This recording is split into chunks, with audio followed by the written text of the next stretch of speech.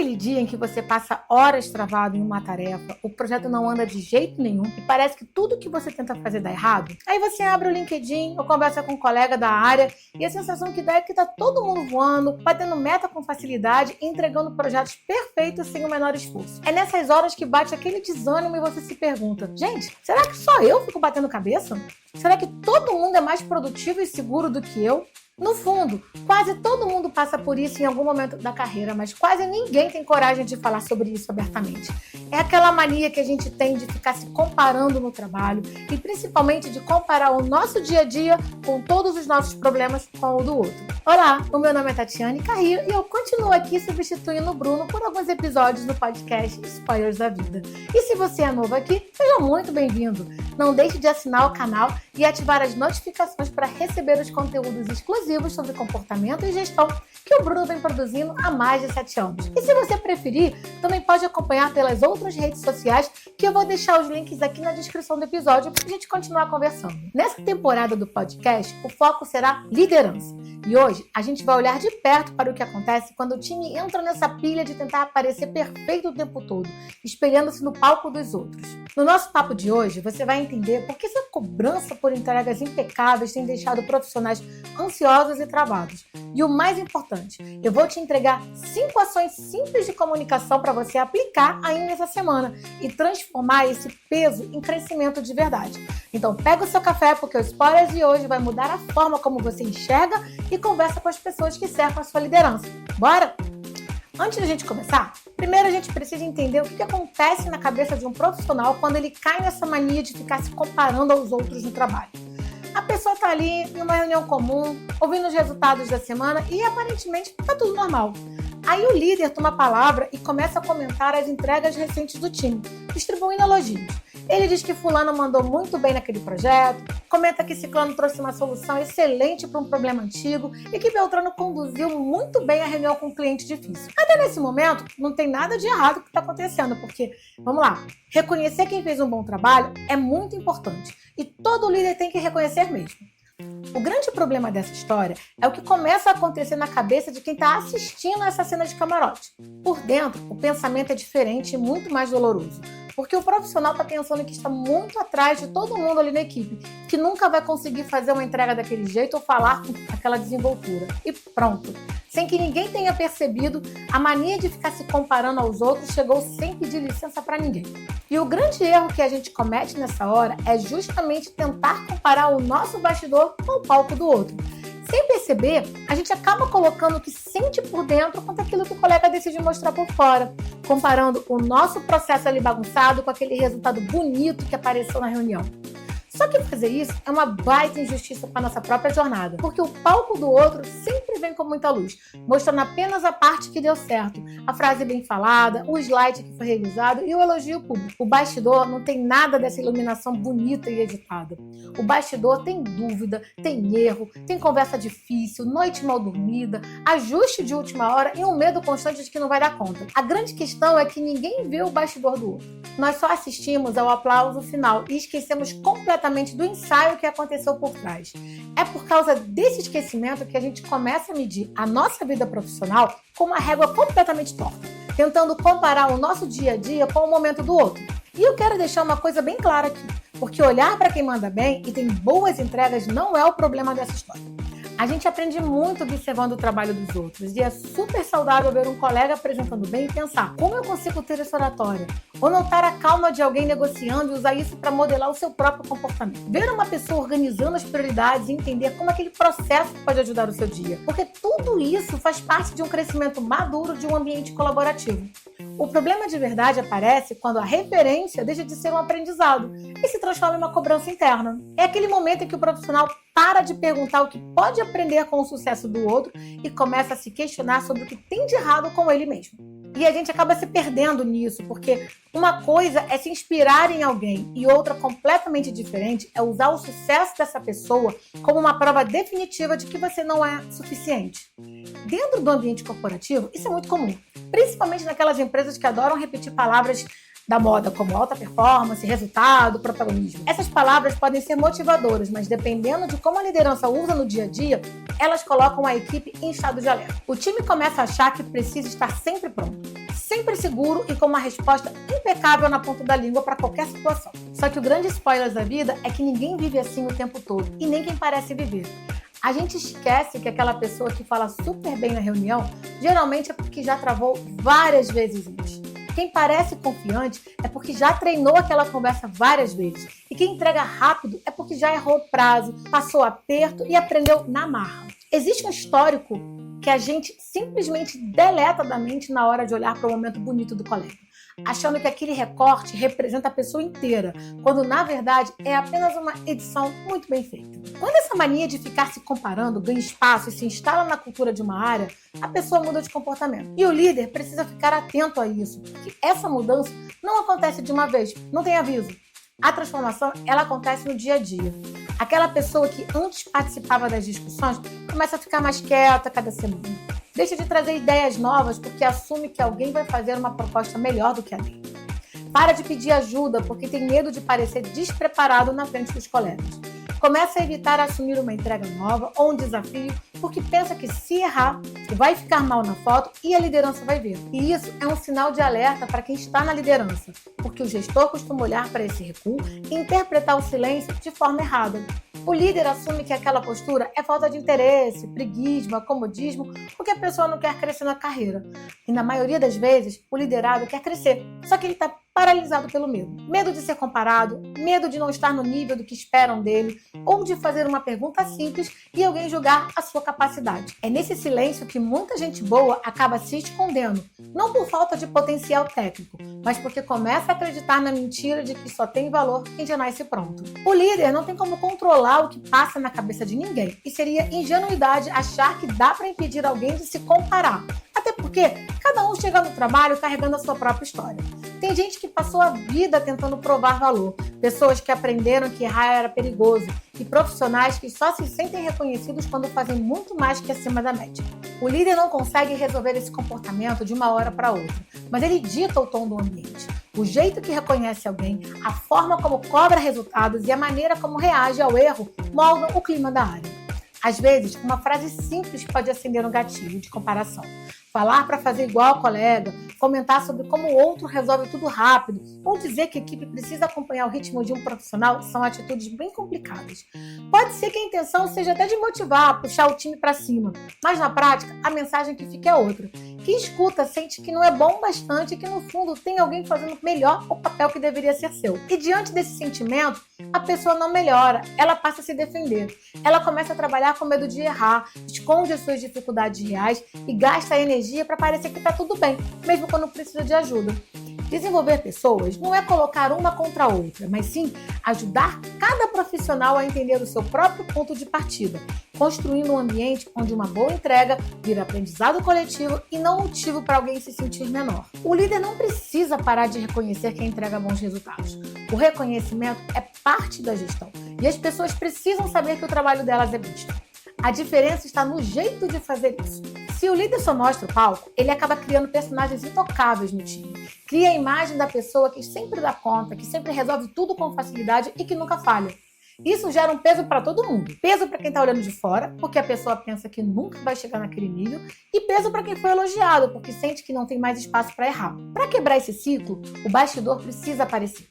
Quando alguém fizer uma entrega boa, em vez de celebrar apenas o troféu, o líder pode perguntar como que a pessoa chegou lá.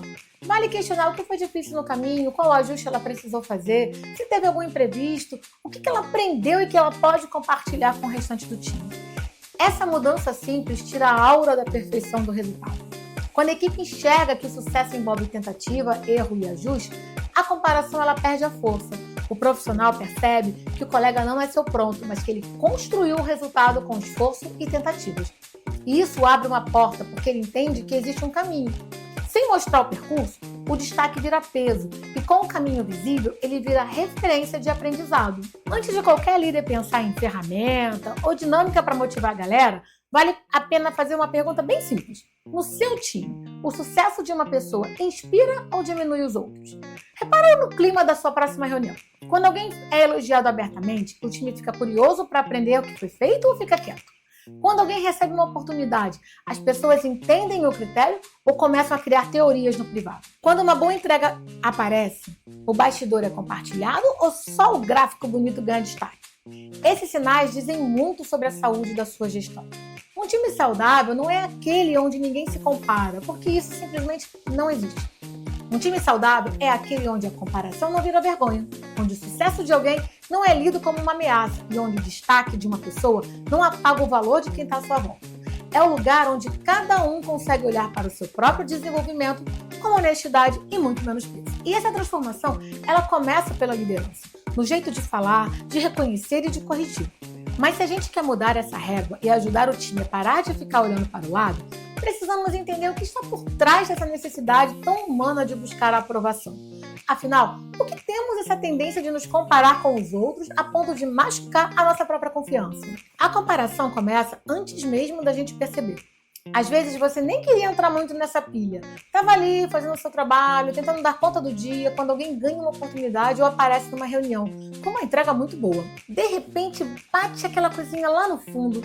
Não é inveja necessariamente, nem falta de maturidade ou maldade. É uma pergunta pequena, meio chata, que aparece lá no fundo. E eu? Eu tô bem? Tô ficando para trás? Meu trabalho está sendo visto? Esse sentimento é mais comum do que parece. A gente se mede pelo grupo o tempo todo, seja na escola, na família, no trabalho, nas redes sociais ou nas amizades. A gente observa quem é aceito, quem é valorizado e quem parece estar indo muito melhor. No trabalho, isso fica mais sensível porque tem reconhecimento, salário, visibilidade. Ninguém gosta de se sentir invisível. Então, quando outra pessoa aparece muito, quem já está inseguro pode sentir que desapareceu mais um pouquinho. E eu não estou dizendo que isso é racional, mas isso é humano. A comparação pega onde a autoestima já está sensível. A comparação ela não bate igual em todo mundo. Duas pessoas podem até estar na mesma reunião, ouvir o mesmo elogio para um colega e reagir de formas completamente diferentes. Uma pensa, porra, legal, quero aprender com isso. A outra pensa, pronto, eu sou a pior parte do time. E o que muda? A história de cada um. O momento de vida, a relação que ela tem com o erro, com cobrança e com reconhecimento. Tem gente que cresceu precisando provar valor o tempo todo. Gente que aprendeu que só era elogiada quando era excelente. Ou gente que ouviu muito, você podia ser melhor. E isso vai ficando dentro da gente. Depois, no trabalho, basta uma situação parecida que esse gatilho é acionado. A pessoa não está reagindo só à reunião de hoje, está reagindo a um monte de coisa acumulada. Por isso, o líder precisa ter cuidado com a comparação direta. Uma frase que para o líder parece pequena pode cair num lugar enorme dentro do profissional. Quando ele diz, você podia ser mais como a Carol, a intenção pode ser da organização, mas o cérebro da pessoa escuta. Do jeito que você é, não serve. E isso é pesado. É por isso que esse tipo de comparação costuma travar o desenvolvimento. Ele não só mexe com o desempenho, mexe com a identidade. A pessoa deixa de pensar em como melhorar e só começa a pensar, eu sou ruim, eu sou ruim, eu sou ruim. E o ambiente influencia também essa pressão. Tem ambiente que deixa todo mundo mais estressado, onde ninguém entende os critérios, onde só os mesmos recebem oportunidades, onde o erro vira uma exposição. E nesse tipo de lugar, a comparação ela vira um esporte interno. Só que ninguém chama assim. Chamam de meritocracia, de alta performance ou de cultura forte, mas nem sempre é, tá? Às vezes, é só um monte de gente ansiosa tentando provar que merece estar ali. O time começa a entregar imagem. A pessoa não quer apenas entregar bem, ela quer parecer bem. Parece bobagem, mas muda tudo, porque parecer bem consome muita energia. Você mede as palavras, evita fazer pergunta, disfarça a dificuldade, não admite que está perdido. Onde a cabeça está ocupada demais se defendendo, sobra pouco espaço para aprender. Agora, tem ambientes que são o contrário. O líder explica critério, reconhece resultado, mas também fala de processo, dá feedback claro, chama erro pelo nome sem humilhar e mostra que aprender faz parte do trabalho. A comparação ela não desaparece. Seria mentira dizer isso, só que ela perde força, perde aquele tom de ameaça. A pessoa ela consegue pensar com mais calma. Fulano mandou bem, o que eu posso aprender com ele? A gente vive uma época em que tudo parece um pau. LinkedIn, reunião de resultado, apresentação para diretoria, premiação interna, até aquele post bonito feito por IA de rede social. E tudo bem, a vida tem momentos de pau. O problema é acreditar que ele conta a história inteira e ele não conta. Uma promoção não mostra às vezes que a pessoa pensou em desistir. Uma apresentação boa não mostra todo o ensaio que teve por trás. Um case de sucesso não mostra as conversas que deram errado antes. O palco é editado e o bastidor é bruto. É igual olhar aquelas fotos de viagem dos outros e comparar com a sua segunda-feira cheia de problemas. A conta não fecha. No trabalho, esse efeito é perigoso, porque a pessoa começa a concluir coisas sobre si mesma a partir de uma amostra muito pequena da vida do outro. Ela é muito mais confiante. Será? Ou ela só preparou aquela fala? Ele é mais estratégico. Talvez, ou talvez ele tenha tido mais acesso a conversas que você ainda não teve. O líder precisa completar parte dessa história, trazendo contexto, sem expor ninguém, apenas mostrando o processo. Quando a equipe enxerga que o sucesso envolve tentativa, erro e ajuste, a comparação perde a força. E a gente volta a enxergar o trabalho como ele realmente é, um exercício diário de tentativa e acerto. Quando alguém vive sendo comparado, acaba perdendo coragem. E coragem é central para o desenvolvimento. É o que faz a pessoa ter segurança para perguntar, para testar uma ideia nova, para dizer eu não entendi, pedir um feedback ou topar um desafio antes de se sentir 100% pronta. Sem isso, a pessoa acaba se encolhendo, virando uma versão menor do que ela poderia ser. Ela trabalha tentando evitar o erro e trabalhar com esse medo constante é muito ruim. O profissional não ousa, não traz ideia nova. Aí o líder acha, olhando ali de fora, ele acha que a pessoa não tem ambição. Vamos tomar cuidado com isso, né, gente? Às vezes não é falta de ambição, é só medo. A pessoa até quer crescer, mas tem medo de se expor. Ou vive uma cultura onde cada tropeço vira munição para comparação. Tem gente sentada em cima de um potencial enorme, mas que aprendeu a ficar no cantinho para não chamar atenção. Justamente porque aparecer aumenta o risco de ser julgado. O líder quer protagonismo, mas pune a vulnerabilidade necessária para o protagonismo nascer. Ninguém nasce protagonista com tudo pronto, tudo redondo. Tudo começa meio torto mesmo. Só que se o time só valoriza quem já faz bonito, quem está aprendendo não encontra espaço para praticar. E sem espaço para errar, ninguém cresce. Um time maduro aprende que o sucesso de um pode servir ao grupo inteiro. Se o clima é de disputa, o sucesso do outro vira incômodo, mas se o foco é aprendizado, vira material de estudo. A boa entrega de um ensina um método, a comunicação de outro ensina postura, a coragem de alguém pode abrir caminho para os demais. Só que isso exige uma liderança que ajude a interpretar o que está acontecendo. Quem está seguro lê o sucesso alheio como inspiração. Quem está inseguro lê como acusação. Em vez de perguntar por que você não faz como fulano, ele pode puxar um papo mais construtivo, tipo, o que será que a gente consegue aprender com esse resultado aqui? Em vez de focar em quem é o melhor do time, o gestor pode perguntar o que será que funcionou na estratégia dessa pessoa que a gente pode aproveitar. Isso exige escutar o que está rolando por baixo da superfície e principalmente ter cuidado para não transformar sempre as mesmas pessoas em exemplo para tudo, que acaba gerando um peso desnecessário para a equipe. Pouca gente fala disso, mas o líder também entra nessa, tá? O líder se compara com outro líder, compara o seu time com o da área vizinha, compara o próprio resultado ou a forma de se comunicar com o de alguém que parece estar indo muito melhor. E se não tomar cuidado, acaba passando essa ansiedade para o time, pressionando a equipe de um jeito meio torto e usando a comparação como se fosse um combustível para o time andar. Só que, na real, combustível errado queima o motor. Por isso, antes de ajudar o pessoal, o líder precisa olhar para a própria relação com a comparação. Eu estou cobrando desenvolvimento ou estou descarregando a minha ansiedade? Essas perguntas são desconfortáveis e tudo bem. Liderança sem desconforto vira um personagem e que ninguém consegue sustentar esse papel por muito tempo. Comparação não se resolve com um discurso bonito. Dizer que cada um tem seu tempo pode até ajudar ali no começo, mas logo depois volta tudo normal. Se a cultura da empresa continua comparando as pessoas de um jeito muito errado, qualquer discurso bonito perde o sentido. O que realmente muda o jogo é o comportamento no dia a dia. É o líder aprender a corrigir a própria fala, explicar os critérios com clareza, reconhecer a evolução individual e parar de criar heróis dentro do time, gente. Todo mundo parece ótimo até cansar. E uma hora cansa fingir segurança, esconder dúvida e engolir medo. A pessoa para de tentar crescer naquele ambiente e se desliga emocionalmente. E isso custa energia, custa criatividade e, acima de tudo, confiança, que depois de quebrada dá muito trabalho para reconstruir. A comparação perde força quando o time entende que todo resultado tem contexto, que qualquer habilidade pode ser aprendida e que o valor de alguém não depende de ser melhor do que o outro. Muita empresa ainda funciona como se só os melhores tivessem o direito de aparecer, e aí todo mundo tenta parecer impecável.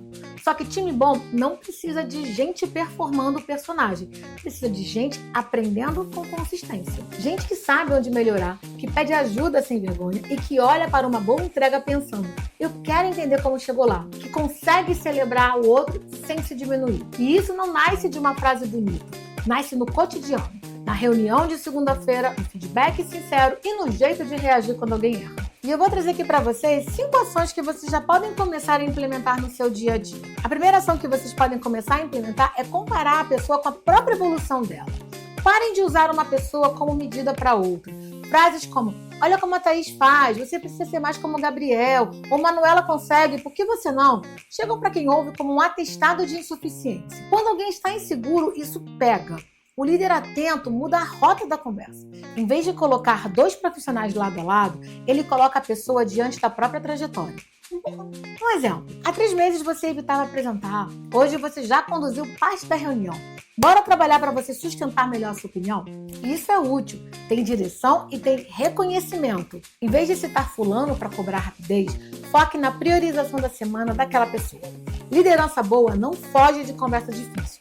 Ela só não precisa bater onde dói para parecer firme. A segunda ação que você pode implementar é mostrar os bastidores dos resultados. Toda equipe tem alguém que se destaca em algum momento.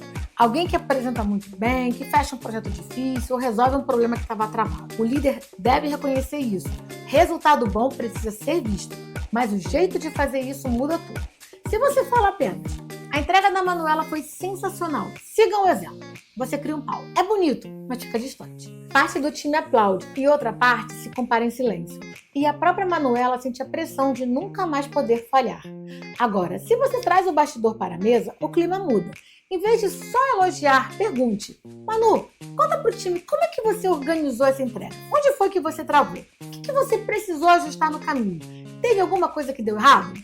Essa é uma conversa muito mais rica. As pessoas começam a perceber que aquela entrega bonita teve dúvida, correção e ajuda de terceiros. E isso humaniza o resultado e aproxima o time. Muita gente olha para quem entrega e cria uma fantasia de que a pessoa nasceu para aquilo ou que tem um talento divino. Ela pode até ter essa habilidade, mas quase sempre existe um caminho suado por trás. E isso não diminui o mérito de quem fez. Muito pelo contrário, ele valoriza ainda mais o resultado, porque mostra o trabalho que existiu ali. Uma prática bem simples. Depois de uma entrega boa, reserve uns minutos para um rápido raio-x do processo. Sem reuniões gigantes ou grandes formalidades. Apenas perguntas como: o que foi decisivo aqui? O que você faria diferente? Ou o que te ajudou a sair desse momento? O time aprende com o sucesso do colega, mas sem esquecer que ele foi construído passo a passo nos bastidores. A terceira ação é dar feedback sobre comportamento e não sobre identidade. Um erro que a gente comete demais na liderança é rotular a pessoa na hora do feedback. Quando você solta você é um desorganizado, ou você não tem perfil, o profissional entende que o problema é ele, como pessoa. Não é sobre mudar uma atitude ou melhorar uma habilidade, é como se a essência dele fosse o defeito. Aí o feedback vira um peso enorme, e bora combinar, peso demais trava em vez de crescer. O caminho é falar de comportamento que a gente consegue ver. Em vez de falar: você é inseguro, tente algo como: olha, na reunião você trouxe uma ótima análise, mas terminou várias frases pedindo desculpa, dizendo que talvez não fizesse sentido. Isso tirou o peso da sua mensagem. Bora treinar como sustentar melhor a sua opinião? Percebe a diferença?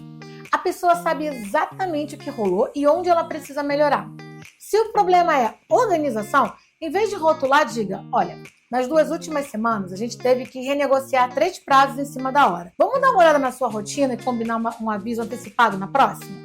É específico, não precisa de floreios e muito menos de ataque. Feedback bom é isso, dá chão para a pessoa pisar. Mostra o fato, mostra o impacto e o próximo passo. E cuidado com a palavra perfil. Ela costuma virar uma sentença definitiva que acaba enterrando gente boa. E na real, só precisava de treino, de disposição, um acompanhamento melhor. Antes de sentar para conversar, faz aquela checagem rápida na cabeça. Eu estou falando de algo que a pessoa fez ou estou definindo quem ela é? Essa pergunta evita muita injustiça e deixa claro que o desenvolvimento está sempre na mesa. A quarta ação é: explique os critérios antes que o time comece a inventar histórias. Onde não tem clareza, tem novela. E o time, sem saber o porquê das coisas, acaba inventando muita história. Alguém ganha um projeto e o pessoal não entende o motivo. Alguém é promovido e os critérios parecem confusos.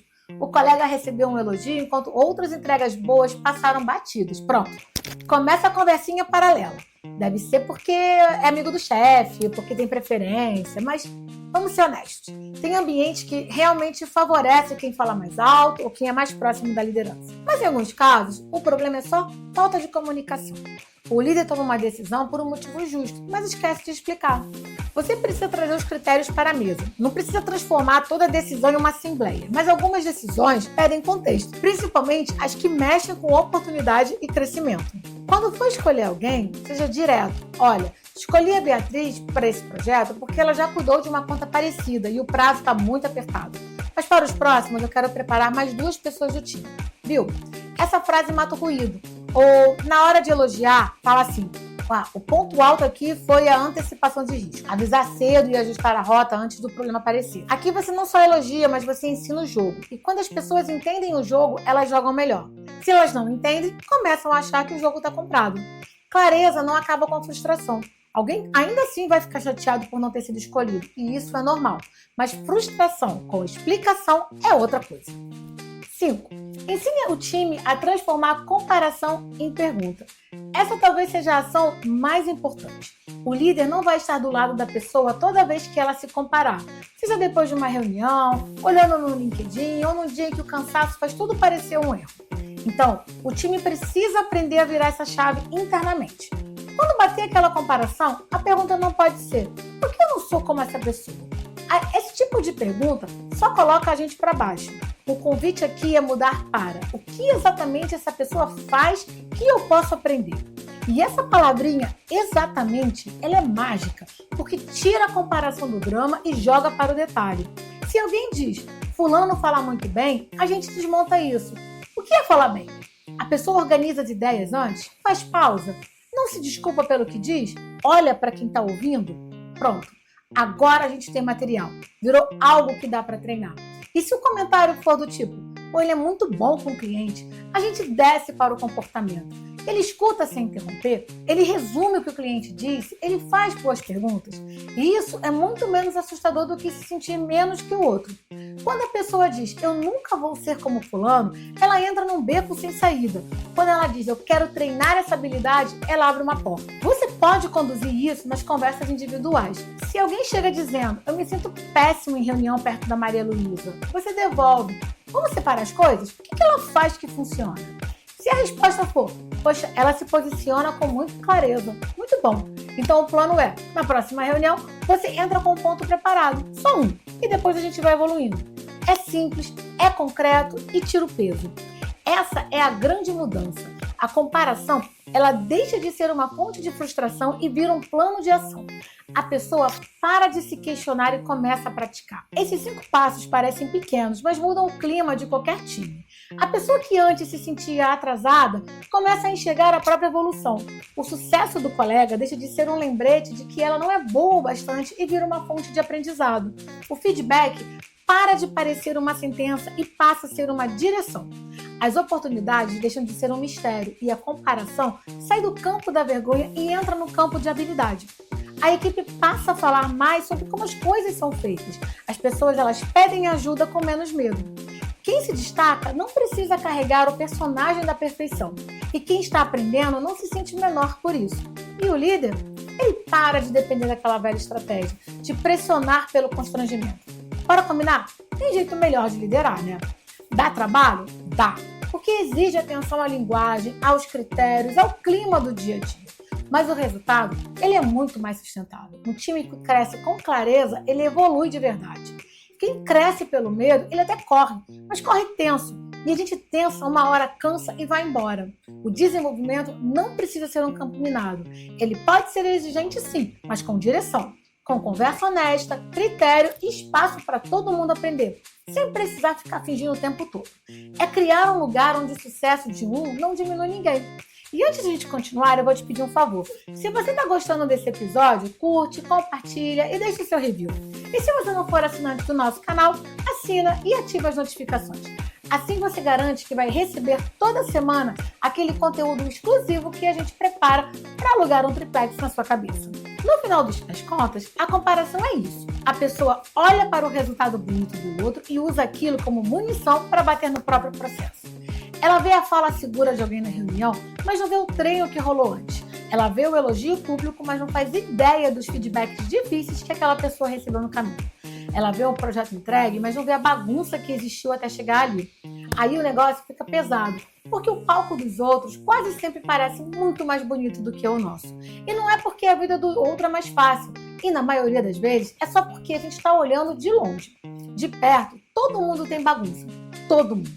Tem gente que disfarça melhor, que fala com firmeza, mesmo estando inseguro e que aprendeu a agir com calma. Tem gente que já apanhou tanto de situações parecidas que hoje o trabalho parece natural. Mas ninguém nasceu pronto para tudo. Essa ideia precisa circular dentro dos times. E eu não estou falando de pendurar a frase motivacional bonitinha na parede. É prática mesmo, porque tem muita gente boa se diminuindo em silêncio. Gente competente, gente dedicada e que quer crescer. Só que o sujeito olha para o lado e acha que todo mundo ao redor está muito mais avançado, está muito mais seguro, muito mais estratégico e muito mais interessante. E se a liderança não presta atenção, o ambiente ele começa a perder essas pessoas antes mesmo delas entregarem a carta de demissão. A pessoa continua na cadeira, mas já está bem menor. Fala menos, arrisca menos, pede menos ajuda. Entrega o que precisa, mas sem aquele brilho. Ela cumpre o papel, mas vai se afastando emocionalmente. E o pior, isso não aparece de cara em nenhum slide, a gente só percebe depois. Quando a criatividade começa a cair, quando a colaboração esfria ou quando só os mesmos aparecem para o jogo. O time, ele parece funcionar, mas no fundo, ninguém está realmente inteiro. Então, bora direto da próxima vez que alguém do time mandar bem, reconheça, mas foque no processo. Pergunte como a pessoa chegou lá. Aponte o comportamento que funcionou e transforme aquele resultado em aprendizado para todos. Quando alguém estiver abaixo do esperado, não compare com a outra pessoa. Lembre o combinado, fale do impacto e do próximo passo. Quando for distribuir uma oportunidade, explique o critério. Não deixe o time preencher o silêncio com insegurança. E se perceber alguém se diminuindo, ajude essa pessoa a sair do "eu nunca vou ser assim" e entrar no "qual habilidade eu posso treinar". A comparação ela perde força quando existe clareza, contexto e quando você troca o rótulo pela orientação. No fundo, a gente não precisa apagar o palco de ninguém para proteger o bastidor do outro. Só precisamos lembrar que todo palco tem um bastidor. Comece hoje. Repare nas suas frases. Veja se os elogios estão ensinando ou criando disputas. E repare se a cobrança está dando um caminho ou apenas gerando medo. Afinal de contas, você não precisa apagar o palco de ninguém para iluminar o seu próprio caminho. E eu te vejo no próximo episódio. Um abraço e até lá!